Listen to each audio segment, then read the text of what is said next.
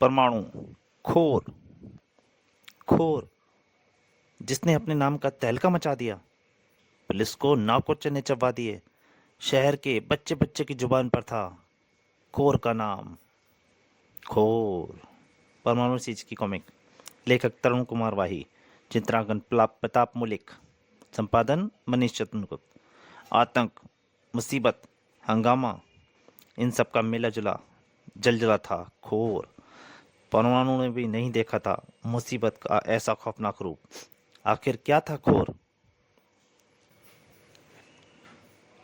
सैकड़ों सैनिकों के झुंड के साथ महाफौज ग्रुप शहर में प्रवेश कर रहा है।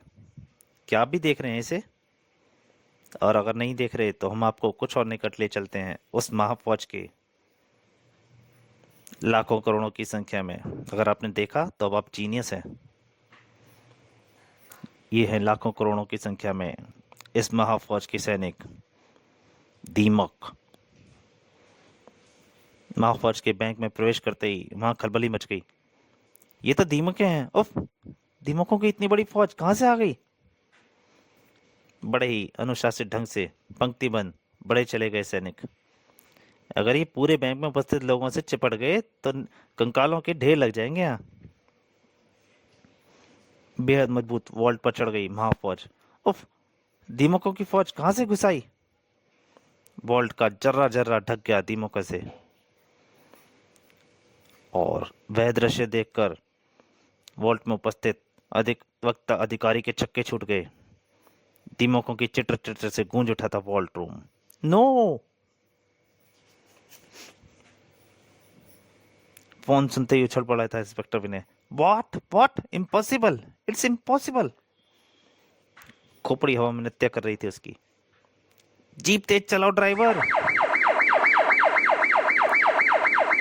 अगर फोन पर मिली सूचना जरा भी सच्चाई है तो मेरे जीवन का सबसे बड़ा और हैत एंगेज केस होगा ये। अभी तक सनसनी मची थी बैंक में। आइए इंस्पेक्टर साहब, इस घटना ने तो होश उड़ा रखे हैं हमारे। मुझे वॉल्ट रूम में ले चलिए मैनेजर साहब। चमत्कृत हो उठा इंस्पेक्टर विनय। विस्मय से खुली रह गई उसकी आंखें। ये दीमकों ने किया? दीमकों की महाफौज थी वो इंस्पेक्टर। जिस वॉल्ट को हैंड ग्रेनेड तक नहीं तोड़ सकते, उसे दीमक ऐसे कुतर गई जैसे वॉल्ट वॉल्ट ना होकर कोई डबल रोटी का पीस हो। और इसी के साथ ही गायब हो गए वॉल्ट में रखे। वॉल्ट में कितना पैसा था मैनेजर साहब? करीब 10 लाख। उफ, क्या इसे बैंक डकैती माना जाएगा? और अगर माना जाए तो बैंक डकैती के दोषियों के खिलाफ क्या कार्रवाई करूं? और अगर ये सिर्फ दीमकों का हमला ही था तो उन्होंने ये हमला केवल वॉल्ट पर ही क्यों किया? दिल्ली का सफदरगंज एयरपोर्ट, जहां फ्लाइंग क्लब में विमान चलाना सीखने वालों के लिए प्रशिक्षण की भी सुविधा उपलब्ध है। फ्रेश कोर्स के 6 प्रशिक्षार्थियों के लिए साथ विमान प्रशिक्षक मिस्टर कड़कड़े। आज मैं आपको केवल विमान चलाने के कुछ आवश्यक नियम ही बताऊंगा।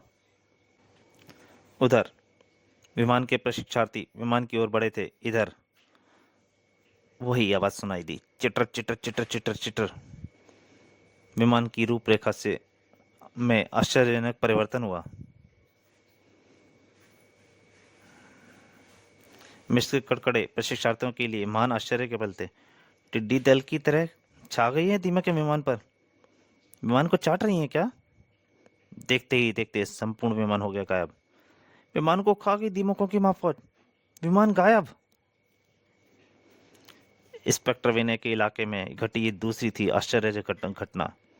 दीमकों की महाफौज की ये दूसरी सफलता है और मेरी दूसरी विफलता।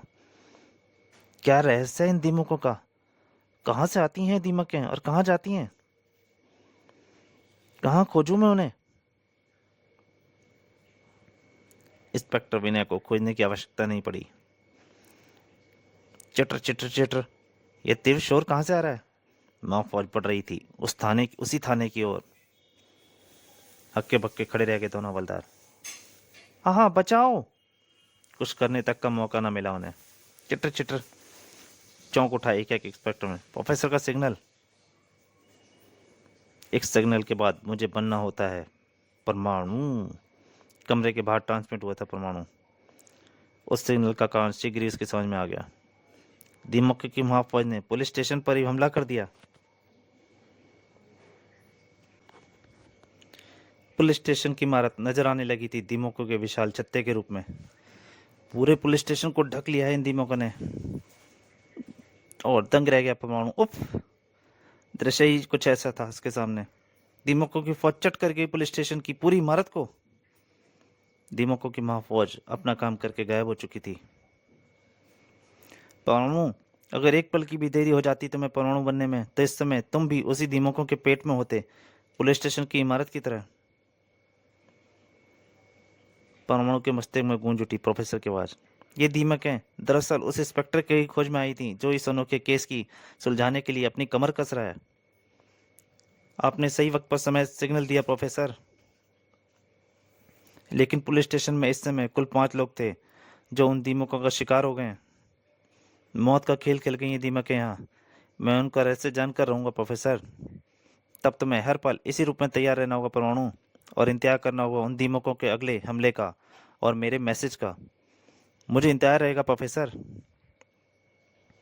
इधर पूरे शहर में फैल गया था दीमकों की महाफौज का आतंक। मच्छरों के बाद अब दीमकों का भी डरना पड़ेगा। दीमकों की महाफौज के हमले, विमान गायब, बैंक वॉल्ट से 10 लाख गायब, पुलिस स्टेशन को खंडर बनाया। मैं तो पेस्टिसाइड आज ही छिड़कूंगा जाकर घर के खिड़की दरवाजों पर, कहीं मेरे घर को चट ना कर जाए दीमक।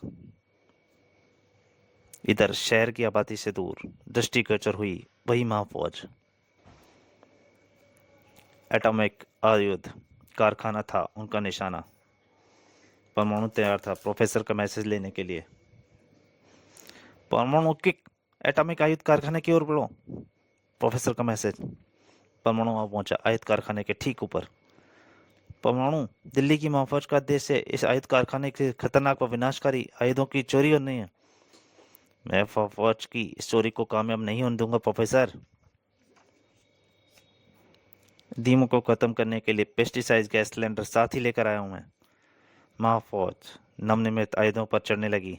Cheater cheater. परमाणु ने पांव जा लगे जमीन से। रुक जाओ शैतानों, इनका निर्माण शांति प्रयासों को सफल बनाने के लिए किया गया है। परमाणु ने गैस वाल्व ऑन कर दिया और सिलेंडर बेहद तीव्र गति से खाली हो रहा था। यहां से एक कारतूस भी नहीं ले आने दूंगा मैं तुम्हें। परंतु झटका सा लगा परमाणु को अपनी असफलता पर। अरे, इस गैस का इन पर तो कोई असर ही नहीं हुआ। किस मिट्टी की बनी है ये? अब ये महाफौज चारों ओर से मुझ पर आक्रमण करने के लिए आगे बढ़ रही हैं। बाप रे, मर गया। उफ! उन कुछ कुछ दीमकों को शरीर से झटक कर अगले पर परमाणु फिर से हवा में। हम इन परमाणु शक्ति का वार करके देखता हूँ। परमाणु की परमाणु शक्ति शू शू। दीमकों में भगदड़ मच गई। क्यों, स्वाद आया परमाणु शक्ति का? परमाणु हीट पावर का वार भी बेकार जाना चाहिए था, नहीं जाना चाहिए। परमाणु दीमकों के हौसले तोड़ रहा था, किंतु परमाणु को अपने वे तरीके करोड़ों दीमकों के इस महाफौज के सामने बौने से लगे। ये फिर आयत पर चढ़ रहे हैं, इस तरह तो अपने उद्देश्य में सफल हो जाएंगे। इन पर नर्व गैस का इस्तेमाल करता हूँ। नर्व गैस ने दीमकों में मचा दी खलबली। अधिक गैस का इस्तेमाल करना मजबूरी थी परमाणु की। नर्व गैस का इन पर अधिक इस्तेमाल नहीं कर सकता। ये गैस फैलकर फैक्ट्री के आसपास के एरिया में लोगों के मस्तिष्क इत्यादि पर बुरा असर डाल सकती है। और तब परमाणु ने देखा एक आश्चर्य। करोड़ों की संख्या में दीमक एक विशाल झुंड में एकत्रित हो गई थी। ये क्या करना चाहती हैं? विचित्र परिवर्तन हो रहा था महाफौज में। Cheater cheater. परमाणु को नजर आया एक चेहरा। दीमकों का विशाल झुंड परिवर्तित हो गया था एक भयानक आकृति में। सब कुछ तिलस्मी कहानियों सा लग रहा है। उफ! और वह चेहरा धीरे धीरे एक विशाल आकृति तैयार कर रहा था। एक विशाल दीमक जन्म ले रही है, और परमाणु अभी सिवाय देखते रहने के लिए कुछ नहीं कर सकता था। और दीमकों को नुकसान पहुंचाने वाला जिंदा नहीं रहेगा। कौन हो तुम शैतान? खोर। तो दोस्तों, खोर का पहला भाग यहीं तक समाप्त होता है। इसके दूसरे अंतिम भाग में जल्दी आपके सामने हाजिर होऊंगा। तब तक के लिए नमस्कार।